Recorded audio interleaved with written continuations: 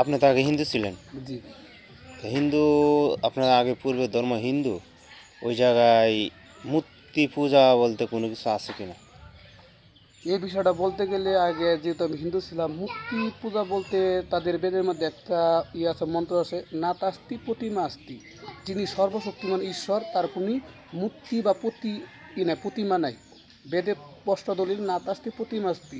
যিনি সর্বশক্তিমান ঈশ্বর, তার কোনো মূর্তি নেই। এটা হচ্ছে বেদের দলিল। তারপরেও মানুষ কেন তেলে এখন যে মূর্তি পূজাটা করে, তো ওইটা কোন জায়গা থেকে আসলো, কেমনি কি?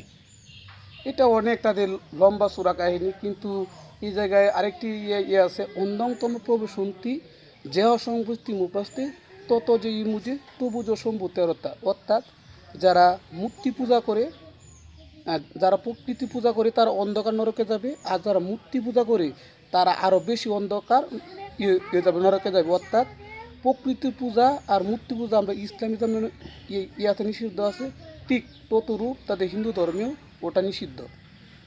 তারপরেও যে ওরা এই হিন্দু ধর্ম পালন করে, মূর্তি পূজা করে, ওইটা সম্পর্কে আপনি কি বলবেন? এটা বলতে কি, এখন আমার আমার ধর্ম ইসলাম, এখন যদি আমি আমার ধর্ম কোরআন যদি না মানি, আমাকে যেমনি আমি মুসলিম দাবি করতে পারবো না।